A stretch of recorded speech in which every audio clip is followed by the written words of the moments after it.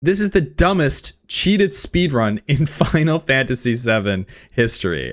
I'm very excited to check this out. Interesting speedrun. From where it started over 20 years ago to what it looks like now, Okay. the run is almost unrecognizable. For example, I love that. initially you had to save and quit to skip the Zolom, an overworld monster that chases you. Then it was discovered that by timing your run at the correct time, you could avoid it. And currently, a manipulation is used to catch a chocobo so you can clip. Oh, it's a chocobo manip! Oh, it's just similar to the Wingle manip that we saw previously. Sorry, I just wanted to say Wingle manip again. Hi, welcome back to another video. One thing, okay, so what we know, or what I'm going to infer so far, sorry I'm pausing already. What I'm going to infer from this is going to be probably really similar to the Pokemon style speedrun, like the original Pokemon. This game has been out for 20 years, like he's been saying. This one is completely... The speedrun is almost going to be completely unrecognizable. Also, I will put captions on from here on out. So this is gonna be very interesting. How do we think this guy is gonna cheat? Ooh, I'm guessing right off the bat, I'm gonna guess it's gonna be splicing. Splicing mixed with a little bit of TAS. That's what I'm guessing. But what makes this the dumbest cheated speedrun? I don't know. I'm so curious. Excuse me. I'm so curious to find out. Through the mountain, so the Zolom isn't even a factor. Clipping through the mountain relied on an exploit with how the game stores triangles in memory. Yeah, and we're already going. Later, after more research, this same trick was being used to walk across water, effectively skipping all of Disc 1 after Midgar. As time moved on, oh my god, this game is so old it had multiple discs. Code level, figuring out how everything worked so they could optimize or break it. And random encounters were one more thing they solved starting in the 2010s. In the 2000s, runners would go through the various dungeons and take whatever encounters the game gave them. How long do you think before we know? Because I've never seen a Final Fantasy speedrun ever. How fast do we think a Final Fantasy speedrun is? I'm gonna guess, what was Pokemon? How long was Pokemon again? It was under 10 minutes, right? I'm gonna guess, oh, I could be way off, but my intuition is telling me, oh, I feel like it could be long. It depends how badly they've broken it. I'm gonna be ambitious and I'm gonna say such a long game, right? I'm gonna say 18 minutes. 18 minutes to beat the entire game of Final Fantasy. Let's see. But starting with Puexel's world record, detailed step routes were created that had runners avoid problematic random encounters for the first disc of the game, with a full game step route being implemented in 2013. As time went on, the code behind encounters was deciphered and fully understood, resulting in maximally optimized step routes being created. So, I'd like to ask you something. Given that players are so familiar with the game and how it works, how easy do you think it would be to get something past one of them? FF7 has some of the most dedicated mods in all of speedrunning, as they spend hours of their day verifying the runs submitted across all the different categories. And they 5 hours. Okay, so this is just an example. These might be like maybe glitchless runs, but 5 hours sounds more reasonable. But we'll see. I think if they break it, it does sound like this game is so broken now that they've figured out, they've reverse engineered the code, right? And his point that he's getting to, obviously, is these people are so knowledgeable. How the hell? Like, they understand the code. They don't just check the start and end time, they check everything. If you don't believe me, you can watch some of them do it live, as Dash Retro often streams himself doing run verifications, explaining to viewers why certain strats are used and offering the runners critique and feedback on what they can improve on. That's crazy. Which brings us to November 2nd. The problem with someone that knows how the game should behave in every situation is that they will notice any deviation from what's expected, even across a 7-hour run. And as Dash was verifying this run, parts of it raised suspicion. But one action in particular had him ask the question, how the heck did that happen? In today's video, we'll go over everything he uncovered, why it's suspicious, and look at the proof that definitively shows something happened when it shouldn't be possible. There are lots of ways to travel the overworld in Final Fantasy VII, and even though it has a submarine, one thing it's missing is an ocean-faring ship. But Old School RuneScape is back to sponsor another video because they do have ships, as they just added the sailing Okay, what a skill. segue. Sailing That got is me. the first new skill in Old School RuneScape's history, and it launches on November 19th, letting players set sail from existing ports, discover new ones. Yes, like I did hear Pandemonium, about this. And explore I the seas have of not Keelanor. The really ocean is played divided RuneScape. into 3 different types, with each having its own requirements for successful navigation. And when it comes to manning your ship, you can use. I have not played RuneScape, but I am a notorious like life skiller in games. I love good video games that have great life skilling. And I guess this is like the OG life skiller. I played a ton of Black Desert. How old is RuneScape? Old. I played a ton of Black Desert. This is a bit of a tangent, sorry. But this is just how the videos go on the channel. Welcome.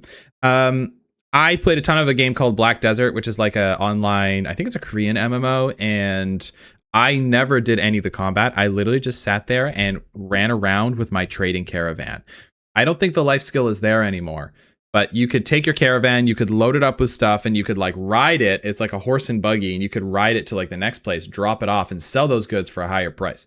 And then you're like, I think it was your trading skill went up. And I did that for years. It was a problem. NPCs or invite friends for a multiplayer experience. Ships come in many different varieties, with the option to customize them for combat, transport, or resource gathering. So I could see myself really enjoying some RuneScape, but I'm scared. And land masses to explore, with new enemies like the Kraken and Frost Dragon, and ways to level up other skills included in this massive expansion of the game world. Try Old School RuneScape's brand new sailing skill now by using my link osrs.game/Abysoft. And with that, let's sail back to Final Fantasy VII. On Sunday, November 2nd, Dash Retro was streaming attempts of Final Fantasy VII Okay, here we go. when unfortunately his run died at Materia Keeper, a boss whose HP you need to manipulate to be 7,777 so that when you poison it, yes, the poison tick will one-shot it with lucky 7s. We did actually learn about this in a previous video. I think we watched a video. It wasn't a video on the channel we posted, but we reacted on the stream to the luckiest speedrunning moments or something. So we found out they have to get this to exactly, like, you have to get it to an exact amount of health, and then it dies in 1 tick. Like, it's so precise. So we had a question earlier about how long these speedruns are. Okay, here we are. We're at frickin' laser beams. 2 hours and 21 minutes. It looks like it's 6.5 hours. I don't know what estimated IGT means. But yeah, so 6 hours, and he's 2.5 hours into the run. So 6.5 hours. So we were completely off with the, I think we were completely off with the 18. I'm sorry. It's I guess the game is much more complicated than the original Pokemon. However, on Dash's attempt, his Materia Keeper fight spiraled out of control, so he popped in Tormented Souls 2 for a few hours, then decided to verify an FF7 speedrun that had been submitted to the leaderboard by Tiki Liger live on stream. Okay. During the this first might be our 10 cheater minutes of the run, he comments on Tiki's step count. Here we go. Here we go. In the Pokemon one we reacted to, they got him with his step count. Okay. In some of these games are so precise nowadays that your steps are extremely important. You have to do certain things in a certain amount of steps because of how the code executes in the game. It gets super complicated. Oh, this is good. This is so juicy. I can't wait. I love it, man. I love bad cheats. I love cheated speedruns. This is so fun. 1, 2, 3, 4, 5, 6, 7. Yeah, that's like 7.5 they kind of took, maybe barely 8. So that's fine. It's enough to underwalk the encounter. But what it's gonna do is, if they're using the long range route, it's gonna make it take forever to force the encounter for the preemptive setup. I have no clue what that guy just said, but he knows his stuff. It's amazing. Clocking a cheater by counting his steps. Huh? He knows where you eat. He knows where you sleep.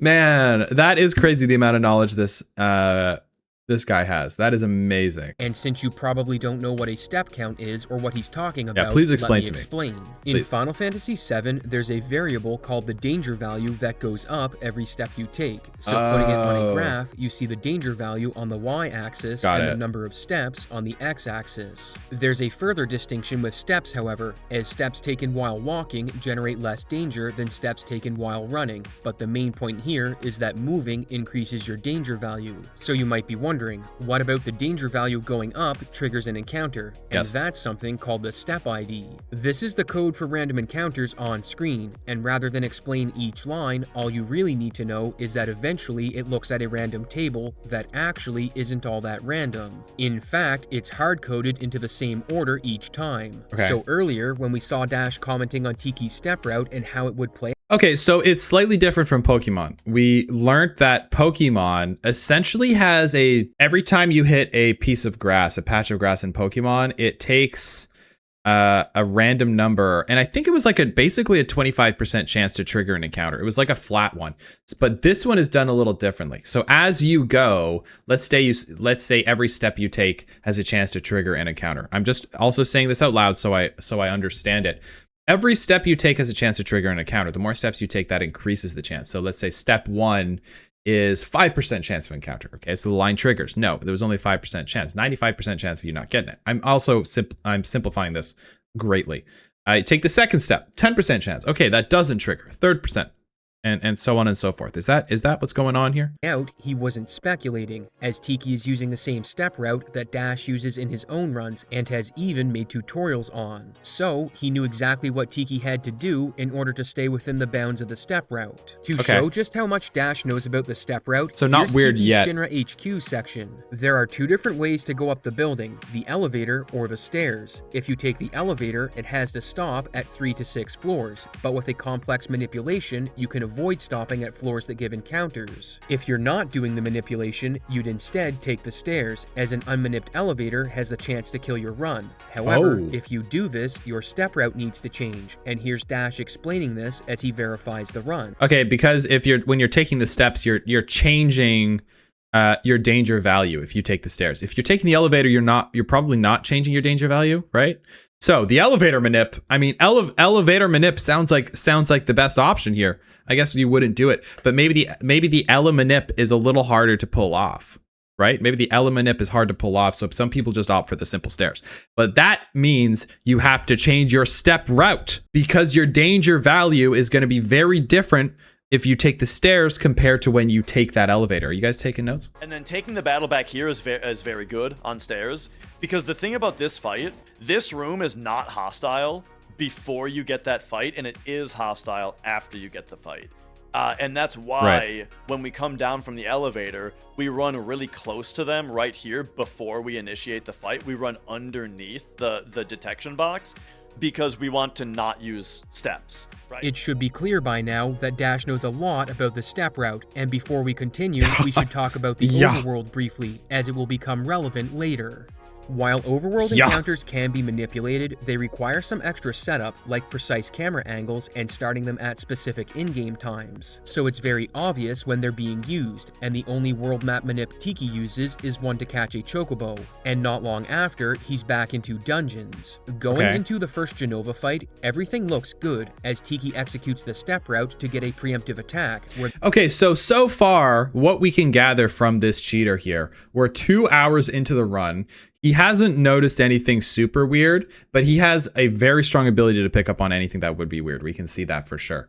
So far, this isn't like the blindfold cheater, the blindfold Super Mario cheater we came across. This isn't like the Halo GDQ cheater that we came across in our previous videos. This is one of the more dangerous kinds of cheaters in a cheater community. The cheater that knows exactly what they're doing, right?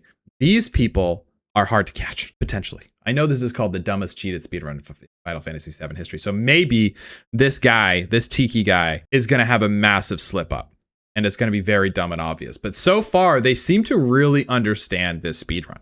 2 hours of speedrunning requires, I'm sure it requires an insane amount of knowledge, right? So this is very interesting. And I always find that these are the most interesting types of cheaters. These are the most interesting kind of cheaters, because it's not like, oh, let's just laugh at how dumb this person is. It's like, oh, we're looking into the mind of an actual psychopath. Someone who has put so much time into this game that they could probably speedrun it if they wanted to put in the hours, but they instead want to cause chaos. They want to use their powers and their skills for evil. and I kind of respect it. The boss is facing away as the battle starts. Another important aspect of this run is using Cloud's Braver limit enough times to level it up, and Dash notes that Tiki could have executed one of his turns better in that regard. So right here, Red just threw a grenade, but Cloud is bravering. So Red's ATB is about to fill. Here's the deal. Her next turn is already queued up. It does not matter when you put in this red grenade. Okay. So what you should do is don't put in Red's grenade until Cloud's ATB refills, and then put his in first, so that he stays first in the turn order. It's honestly quite impressive that no matter how far Tiki deviates from the optimal strategy in a fight, whether from his own error or RNG on the game's part, that Dash knows exactly what to do to recover or minimize the time loss. Going back to the overworld, in the this guy first really half knows of his the stuff. game, there are a lot of sections where you need to navigate the world map, and Dash notices something that seems completely insane. Here we go! Tiki isn't manipulating his overworld encounters, and his luck is completely nuts. This is no world map minute. That is insane luck. Dude, the world map traversals on this run have been crazy. We'll circle back. So basically in the overworld, do you get encounters as well? Kind of like, I've never played this. I've never played Final Fantasy before, by the way. I don't really know. So please, in the comments, illuminate me from my ignorance. Please let me know. Maybe in the overworld, you're supposed to get some sort of encounters, right? That's why he was so shocked, and he said there's no world map manip. So maybe that means like, oh, he's done no manipulation to fudge those numbers, to, you know, fudge the numbers up. So when he does that walk, no encounters trigger.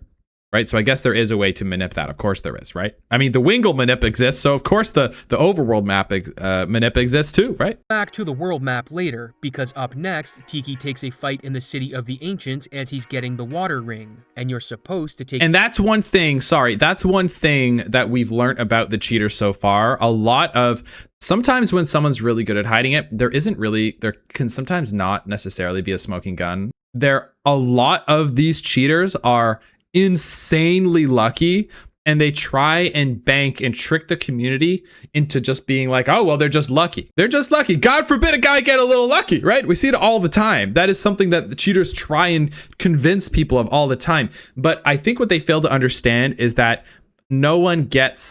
people can get lucky all the time. You can see that happening. Like we've seen luck compilations before on the stream. But no one gets that lucky. No one gets that lucky, and that's why he's reacting like that's what made him Dash raise his eyebrows a little bit, being like, "What the hell?" Like, there's a difference between getting a 0.01 luck percent chance to hit, right? That happens, right? It's 0.01% compared to like a 0.00001% chance, and that happening multiple times throughout a run. That is when you're like, okay, this is just statistically impossible. There's no one gets that lucky. But cheaters like, God forbid, just a little lucky. What? Come on. These speedrunners don't respect me, huh? And my luck. Unbelievable. 18.5 steps after the battle to maintain the step route, which he does. However, he does it in a very surprising way. Let's see if you can catch it before Dash does. Okay. There's no way. Okay. Tricky to walk behind stuff, but it's good to do.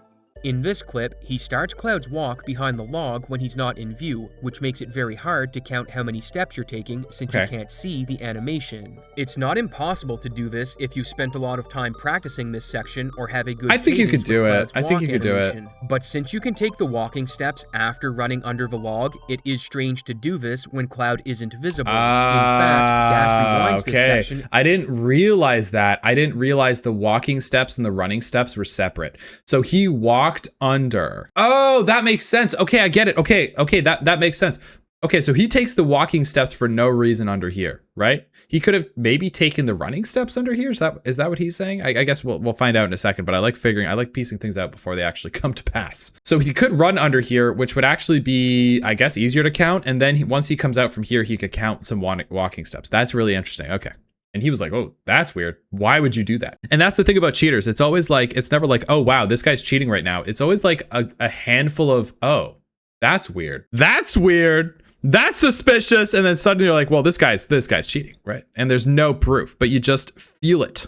You just feel it, especially when you know something as inside and out like this guy. And does the count to see if he can maintain the cadence for the correct step number. And he gets it wrong twice, which puzzles him at first, before finally counting out 18.5 steps on his third attempt. And not long after, Tiki takes another surprising action when it comes to the step route. After getting the water ring, Tiki takes another encounter almost immediately after loading the next map, but it's not this encounter that has Dash surprised, it's Tiki's movement after the battle.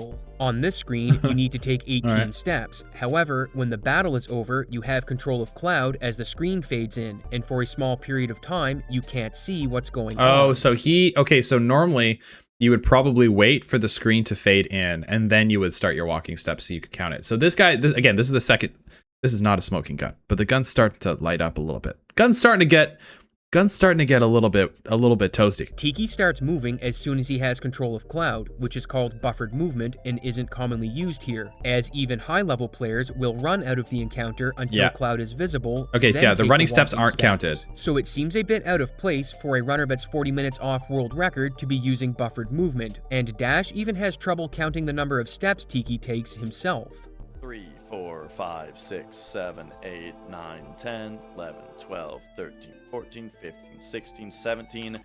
And then I wonder if it starts differently, though, because I think 17.5 might be fine here. At first, he notices that Tiki only took 17.5 steps, so he recounts them because he's not sure how many steps were taken while the screen faded in. But then he sees that after completing the walk, Tiki does another small walk after running for a bit. So 18. This is very surprising to Dash, since a runner this far from world record not only is buffering movement out of a fight, but they're also able to recognize that they stopped walking half a step too early and corrected the mistake just a second later. From someone with a 726, it's very surprising to see them catch an underwalk. First of all, to buffer movement out of a fight, then realize that they underwalked and make up for it. Recognizing that you underwalked on steps is really impressive for a runner that isn't in record contention, and the next Okay, so I'm getting a little confused here, but basically they're saying like, yeah, this guy doesn't really have a record of fast speed runs, and he's also he's over by 40 or 50 minutes. That's what we're saying. So this isn't a world record. This isn't a world record cheater. This is just a random cheater that they picked up, possibly something like that. Yeah. Okay. So this guy isn't that great, but he's also like having moments of greatness. God forbid a guy having a moment of greatness. Am I right? Next thing I want to highlight is the fight with Genova after Aerith dies, because Dash notices something done suboptimally. We've thrown a grenade on Tifa. Both of their ATBs are gonna fill. So we're bleeding time right now, because right here you're supposed to immediately go into Tifa's menu to hold time. But we see that doesn't happen. They're waiting for the animation to be over to put in the death blow, which is why now we get this much ATB bleed as well. In Final Fantasy VII, there's something known as wait tricking, whereby setting the menu option for the ATB bar to wait, the party's and enemies' ATB bars won't go up while you're in a menu. This means that while long animations play out, you can open a menu to stop the enemy from gaining ATB and taking actions against you. And Dash notices that Tiki misses a chance to do this. During this animation, this is when you exit, switch to death blow, put it through, go into Cloud's menu. You do all of that right now, because this is when the animation is holding time. It's a bit odd for someone this far off the record to be exceptional at the step route and then miss small actions like this that are potentially run-ending. So he's very inconsistent. Tiki spent time practicing the step route at the expense of learning the optimal route through boss fights. Let's keep going through the run to find out. Dash notes that Tiki is behind on steps, and this is a key concept when it comes to a step route, so let me explain what it means. Let's say the optimal step route has you move from point A to point B in 100 steps, with an encounter occurring on point B, but during your run, you deviate from the route by a few steps. The encounter is still going to happen in the same number of steps, but now it's going to occur on point B2. So being behind on steps just means you've been sloppy with movement and will get the forced encounters earlier. You might be thinking that if you end up taking extra running steps, you can mitigate it by walking, since those generate less danger. However, this isn't the case, as walking and running steps both put you closer to an encounter, so taking extra walking steps would just put you further behind and make the encounter happen even sooner. Looking on this screen, he notes that Again, I'm still failing to realize why you would want an encounter to pop up at a certain time. I don't see how that matters, but again, I guess there's so many steps in here that it does come down to a point where you do need these encounters to pop up at a certain time. I just don't understand. I personally just don't understand why.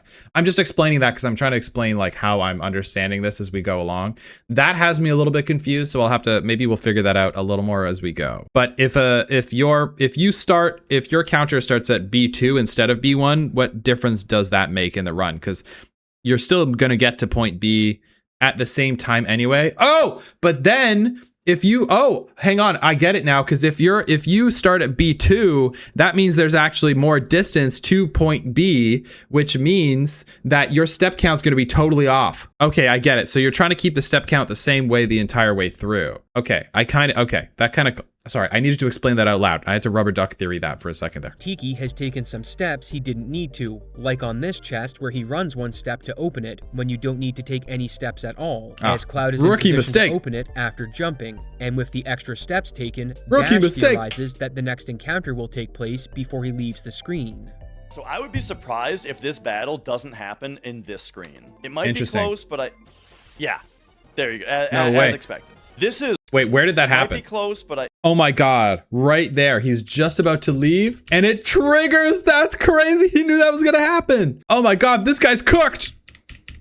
This guy's cooked. But yeah, there you go. Oh my god, I didn't realize we were dealing.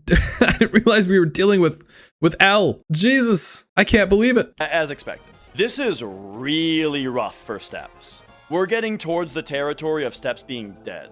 Tiki is so far behind on the step count that Dash says he's in the territory of the step route being dead. Almost and what happens next really puzzles him. 1, 2, 3, 4, 5, 6, 7, 8, 9 and a half. 9 and a half. I feel like you have to do more steps than that. 1, 2, 3, 4, 5, 6, 7, 8, 9 and a half. Am I crazy, or do you have to do more steps than that if you're that far back? We'll circle back to why the steps are important in this room in a bit, because right after this, Tiki has another single encounter segment on the Overworld. I swear, if this is a one, you have to manip for a one encounter traversal. I feel like this is getting weird. He's starting to pick up on it. On full alert, and after going through Tiki's world map encounters, he sees a picture that statistically is very unlikely to happen. Here we go. This is where we're going to get into the statistical anomaly stuff. This is what's going to raise some eyebrows here. Wow, what an amazing amount of knowledge you have to pick up on this. As 4 different sections of long overworld navigation only get a single encounter. The ones in here that are kind of crazy to see in one run. The ones to see in a single run are these 4. These are in the middle, kind of lucky. Right. This is expected. This is expected. These 2 are in the middle. The 4 with the stars are kind of crazy. Right. So those are like, you would rarely see those, the four chances. This is what I was talking about. Like, it's almost like there's no way you could maybe get some of the other stuff would happen statistically, like mid-chance, but he's basically saying there's no goddamn way. Oh, the gun is looking kind of hot. Gun's approaching smoking temperature. Oh, I can't wait for it. I can't wait for him. I can't wait for him to get caught. My favorite part, another prediction. Do you think in this video he's going to get, I would love to see if the actual cheater gets called out. That's probably my favorite part of these videos, when they get called out and seeing their reaction. My favorite one so far was the guy, what game was that? I think it was the Pokemon game, who said his bones were too small. Despite this, he continues verifying the run, and funnily enough, a viewer says that he sounds suspicious, and their timing couldn't have been better, because what happens next completely blows Dash's mind. Oh, I almost sound suspicious. It might come off that way. The world map stuff is nutty. Like, there's a reason we do manips, you know?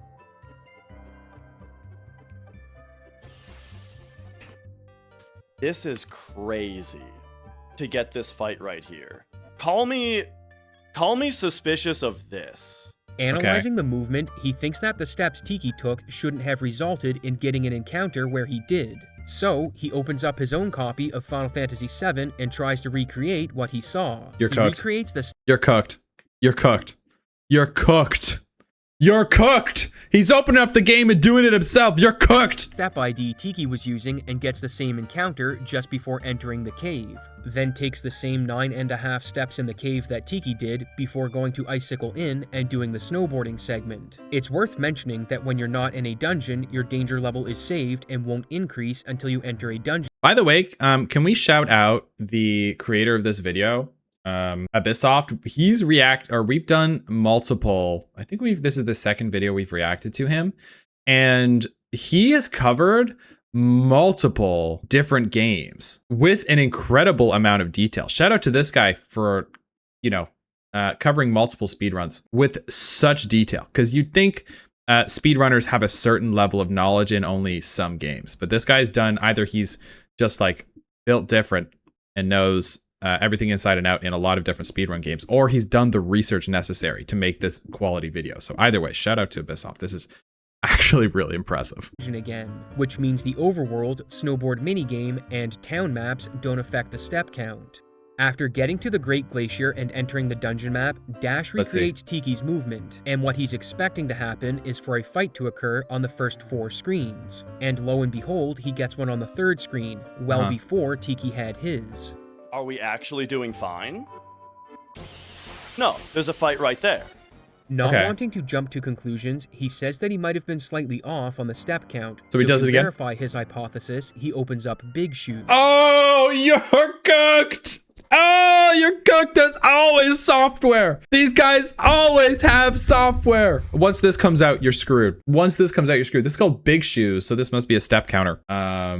Some sort of step counting software. This is amazing. This is why I love these videos, man. This is the most niche software on the planet. Big Shoes is a tool created by a Cepher that visualizes your step count and shows you when encounters are coming. Oh my god. The green line shows what will happen if you walk from your current position, with the blue line showing the same for running steps. Okay. And if a line goes under an encounter's danger value, you'll avoid it. So as long as you're under the danger value of the encounter when you arrive to it based on your step ID, you won't get the fight. Ace created this to help with routing in the 100% category, but it also has applications with finding better step routes and as a visual indicator for practicing step routes. Wow. But in this case, Dash was going to use it to verify Tiki's step route and why the encounter. Such a fun little piece of software. You might be wondering how we know that Big Shoes is accurate, and that's because it reads values directly from the game's memory. So, as long as it's set up correctly, it's hooked right into the game as it runs. However, Ace did tell me there was one case where Big Shoes doesn't get things correct, and that's in the Shinra Tower, where the map starts off with one danger value, then increases it after Genova breaks out. So it wouldn't work in this case, but we're not here anyway. After Genova escapes.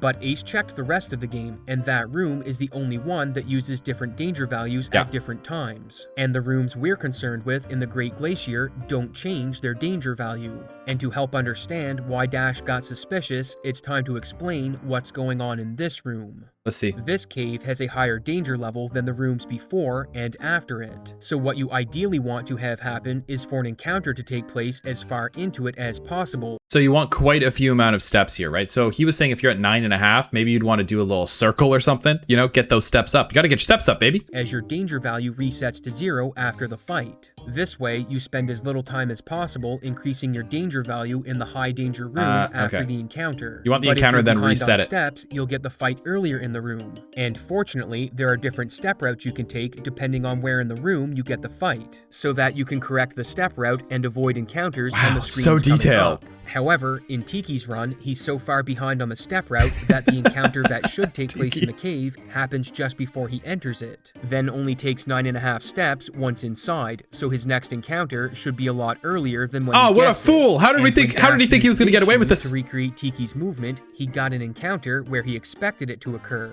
not where Tiki got his. So, what does this mean? Well, if the game behaved as it was... I'm also starting to realize I may have been wrong about how the step counter works. It's not an increased percentage. I think once you hit a certain danger level, then that triggers in an encounter based on the room you're in. I could be wrong. So it's not like you take a step. I'm correcting myself. It's not like you take a step, because I know I'm going to get comments about this. So please, if you comment on that, you clearly haven't watched the video all the way through. He takes a step, and it doesn't give you like a 5% increased chance. Let's say the danger level threshold of this room is 100, for example, or 10. So you want to make sure that you do not hit 10 walking steps in that room. And you, no matter how many steps you do under 10, you won't trigger an encounter for that room. But let's say the next one is 12, so you will hit one. Well, if you hit the threshold of 12, you will. So I think that's how I'm understanding it now. Expected to, which is what happened during Dash's recreation. Which by the way makes more sense, and it makes more sense with his reactions and how he's finding all this suspicious. Because he said these are hard-coded danger value numbers, right? If they're hard-coded, then as an experienced speedrunner like this guy, like Dash, he's gonna know the step count and be like, oh, that's weird. Why didn't that trigger? That legit should have triggered, but it didn't? Question mark? There would have been an encounter on this screen near the end of it. And if you get that encounter, it pushes the encounter Tiki got further into the step route, as the danger value would have reset. This puzzled Dash, so he looked through the Great Glacier section in Tiki's run to see if he missed counting some steps, only to find that everything lined up with what he initially thought. He then goes back to the high danger room and experiments by taking different step counts in case he miscounted. But no matter what he did, he couldn't avoid the encounter on this screen that mysteriously wasn't present in. That's what I love about the speedrunning community.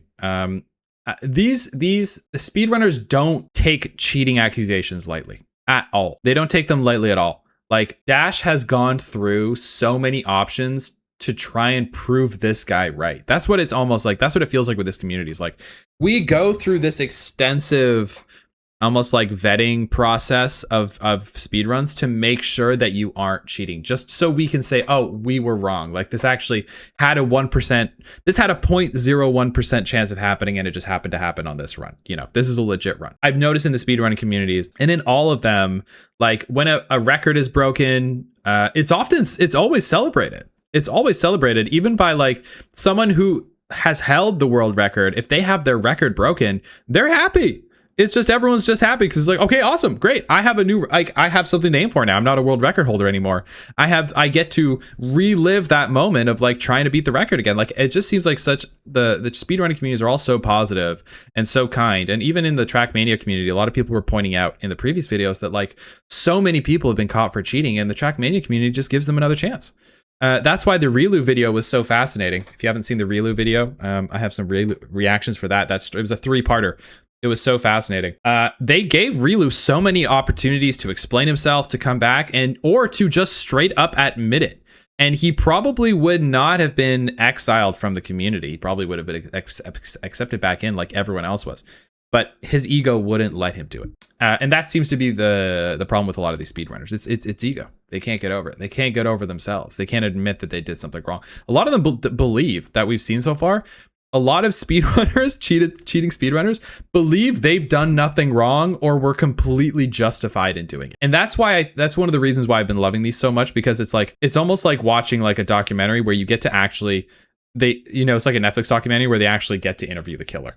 And you get to see what's going on in their mind. You're like, holy shit, this person's like, their brain is cooked. Tiki's run. It didn't matter if he took 9 steps, 9.5, or even 10 steps. He still got an encounter that Tiki somehow avoided. Somehow, and there was no manip. Dash wanted to know how many steps it would take in the high danger room given Tiki's step route to avoid the encounter, with 12.5 being the number needed. And since Tiki took 9.5, or 10 if you're being generous, there were 2.5 to 3 steps he needed to take that aren't observed in the run. This got Dash curious about the Overworld sections Tiki had exceptional luck on, and looking back, it was quickly determined Tiki wasn't using Overworld manipulation strategies. At this point, Dash says that he can't verify the run and goes into what he thinks is going on. Okay. So, if we get into, if I think that this run has foul play, what do I think it is? Not splicing. I don't think so. I think that what we're seeing could very easily be cheat engine.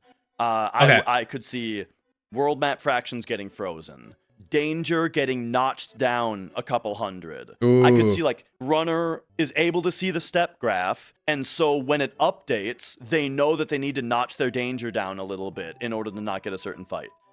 Okay, so we're not talking about splicing. So he's talking more about engine cheats. Ooh, okay, interesting. So that would be like, to simplify what he's saying, like tweaking numbers in his favor. But the interesting thing is with these older speedruns, I don't think it's obviously, as we're seeing here, you can't get away with it. You can't get away with it. Like these guys know this 7-hour speedrun down to the step. You can't get away with it. Clearly. So you gotta splice. That's what I'm thinking. Best way to cheat, with my limited knowledge, if I were to cheat Final Fantasy, yeah, I may be splicing. Maybe splicing, but they would still get you on the steps. It seems like, how do you get around the steps? That's what I'm saying. I don't know. I'll have to think on it. I'll come up with a good cheat, don't worry. After streaming for 9 hours, it was getting late, so Dash called it a night and downloaded the VOD, promising to pick up his investigation the next day. And what do you think happened between then and his next stream? Oh God. Between me and my stream and me... Here we go! Do we think he's got an insane run now, this Tiki guy? Or do you think he's removed it from the leaderboards after seeing his run? I'm very curious. Considering this is called the dumbest cheated speedrun, I feel like he set an insane record. Well, I'm getting caught anyway. Let's have a moment of glory. No, yeah, removed. Yeah, I think, yeah, he probably did remove it, logically. Starting my stream today, the run has been deleted off of the FF7 leaderboard submissions. It is not here anymore. Not looking good. Did Tiki delete the run submission he made to the leaderboard? He Tiki. also deleted... Tiki, you've been a naughty boy, my friend. Deleted the run from YouTube. We look up the user. We find their YouTube channel and go to their YouTube channel. Gone. The video itself is also deleted. Good thing. Oh my God. Thank God he downloaded the VOD, or else that would have been gone, right? There would have been no way to grab that. Wow. Let's go, Dash. Holy. Okay, this is where it starts to get good. You guys think he was watching the stream? He was watching Dash's stream going like, fuck. And then he gets him on the step count. He brings out the Bigfoot the software. He's like, fuck!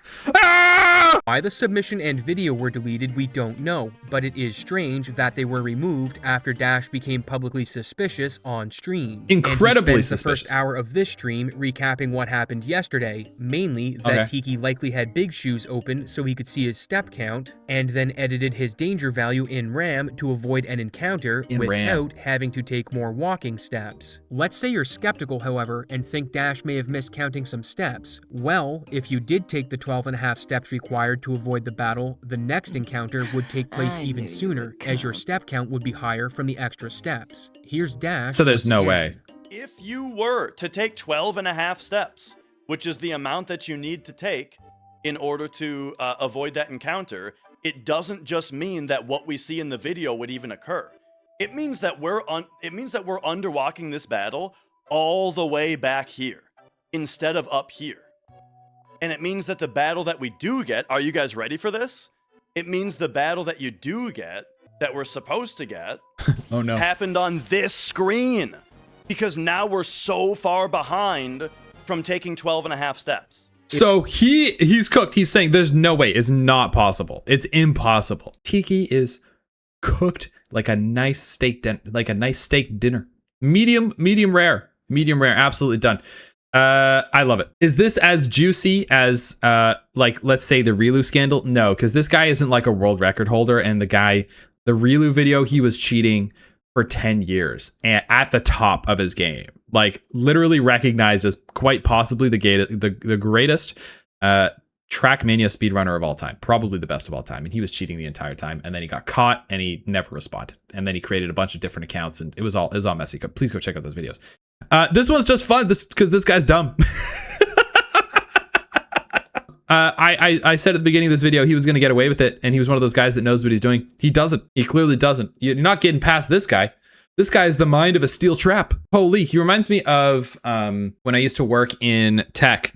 He used to remind me of the senior developers at the place I worked at. We had a specific software that we used, and you could ask them the most niche question, and this guy would open up his mind palace and just answer. And they would just know like down to the line of code, they'd be able to tell you instantly. And it's just like such a deep and impressive niche set of knowledge. Not juicy, but the technical knowledge, optimizing, and enthusiasm shown from the FF speedrunners is so cool. Yes, this is super cool. It's almost just like it's a cool insight for a layman audience to look into how cool the Final Fantasy VII speedrunning scene is, and sort of like overlaying it with like a fun story, like a fun cheating story. That's how I see it. It's a brilliant video. If someone were speedrunning the game with big shoes open, they could see when their encounters were coming and what steps they'd have to take to avoid them. And the behavior we saw in Tiki's run, and I guess that's considered cheating, as explained by Dash. They saw, I underwalked that encounter. Pop up to my RAM editor. Take 200 danger off real quick. Just it's just that easy. That's crazy. How did he think he was gonna get away with that? Like, that's a dumb person assuming that everyone else is as dumb as him. Dumb people think they're smart. I think that's the problem here. That's the theme. That's the theme of this video. Dumb people that think they're smart are not smart. Pop 200 danger off real quick. And then there you go. Now we don't hit that encounter. And so then that is what produces no... Little did he know Light Yagami was on the case. Yeah. I feel like... I don't know. Maybe like, so for this guy, Tiki, what did he think was going to happen? Because it does seem to be like there's a verification process. Someone has to like manually verify it. So he just thought he'd found a way around it. He just thought he found a way around it, and that they would miss the step counters, I guess. But they maybe in the verification process it's not scrutinized to this level. But like, I think this is a severe underestimation of how much knowledge the top FF7 speedrunners have. He thought he could come in, set a quick WR, and then move on. And that's the thing. It's like, if you're gonna cheat for a world record, like, okay, I kind of get it. I'm not gonna lie. Like, you don't have to explain to me why you cheated to get a world record. There's no reason to explain that. I get that. But this is just like a bum ass run. This guy sucks. This speedrunner sucks balls. Why? And he's cheating it. And even this guy's like, this speedrun still sucks balls. This guy still sucks and he's cheating. And he's still sucking. Battle here and a battle here. What he's saying makes perfect sense. If someone was looking at big shoes, they'd see the next encounter coming up while they were in the high danger room and walk accordingly. But what they really should have been concerned with was the encounter after that one, since it requires additional steps to avoid. Since Tiki was now going to get this... But this guy's obviously so knowledgeable, he doesn't need the big step counter. So when he saw that those values were not popping up in the right spot, because they could have popped like here, he was like, huh, okay, that's weird. Most cheaters seem to have the mindset of they won't notice, the same way when you take one more cookie from your grandparents that you weren't allowed. Yeah, or like when you take the alcohol from your parents' cabinet and swap it out with water. I had a conversation with my parents recently, because I used to do that when I was younger. If I had to go to a party, they had the bottle of vodka in there, and I would pour in a little bit of water, put a little bit of the vodka in a water bottle, and be on my way. Don't do that, by the way, if you're underage watching this video. Bad idea. Drinking is not good for your tiny little fragile brain. Do not do that. I told my parents about that. We were just like hanging out, having dinner, and they were like, "Yeah, I know. We know. We know you did that, but whatever. You're a kid." And we knew where you were going. You always told us what you were going to be, where you were going to be. I knew you were safe, so whatever. Just another case of you think you were smarter than people who have been around longer than you. And you're just not. It's just that sphere of ignorance. Encounter, but it didn't happen, and he didn't take extra steps to make sure it didn't happen. What he likely did was lower his danger value in RAM, thus avoiding the encounter. Looking back at the other sections in the step route, just deleting the encounter entirely. They now made perfect sense. Since if Tiki had big shoes open, he wouldn't have to see how many steps he was taking behind the log. It would just tell him. The same thing applies to the fight. It makes sense now. Steps out of as well. When Cloud is moving before the fade in, you wouldn't need to guess or even have a good rhythm for counting steps, since Big Shoes is just showing you how many you need to take. And if you stopped walking early, you'd immediately know and could correct on the fly.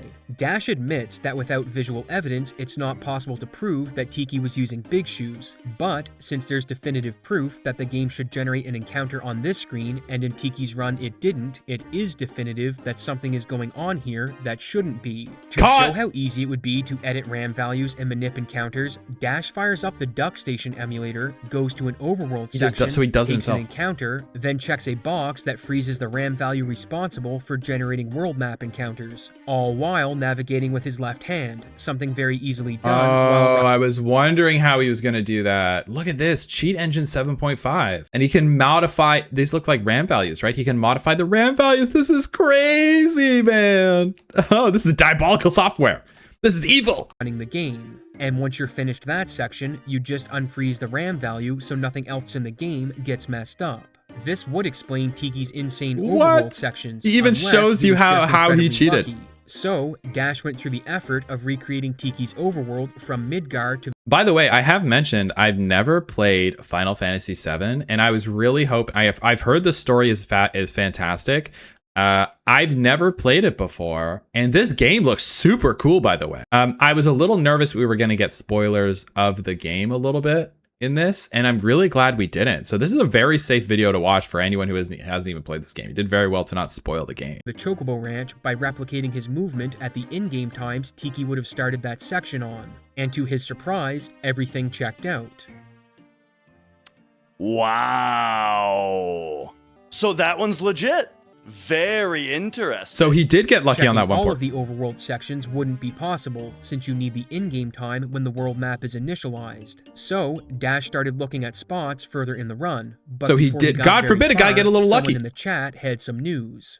Oh, wait a second. You're telling me there's an update. If we were to go to the FF7 leaderboard, and we were to go to No Major Skips, and find their run...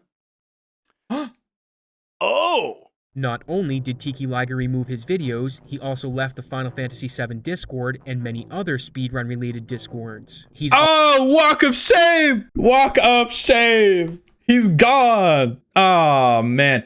And like, if someone is not cheating, at any point, it's very easy to defend yourself, right? You can just say, oh, here's my run, whatever. There's no way to recover after you do that. There's no way. This guy's cooked. Mr. Tiki Liger from Washington, USA. Maybe he's a politician. Oh my God. Classical exposed cheater ghosting. Exactly. He's gone. He's caught. There's no way out of it. I was really hoping he's not famous enough for a twit longer post. And that's my favorite cheater radicalization pipeline is popular cheater, popular player gets outed as a cheater. They deny it. They attack the person accusing them, and then with the overwhelming amount of evidence that starts to pile up, a big tweet logger comes out explaining why they needed to cheat and why it's the community's fault. Their bones were too small, god damn it. Also a moderator for some games on speedrun.com and holds some moderator records in other games. Oh, he holds world records. Oh, wait a minute. Uh-oh. Even those videos were pulled during Dash's stream. I tried to reach out to Tiki Liger and ask about his Final Fantasy VII run, but he never returned my messages. And hey, there's a lot of scrutiny being applied to a run that you submitted to the FF7 leaderboard. I'm going to do a video on the situation. I was wondering if you'd like to chat about the situation. There we go. Again, I said in a previous video that when you're going to hit someone with a report, like a report of all their possible cheating, don't warn them ahead of time. Right, and then just bombard them immediately with the report so they don't have time to recover. Someone also pointed out in a previous video that, like, you know, it's just a video game, right? So reaching out to someone beforehand is just being nice because it's just a video game. It's not like it's not like a war crime. So I get that as well.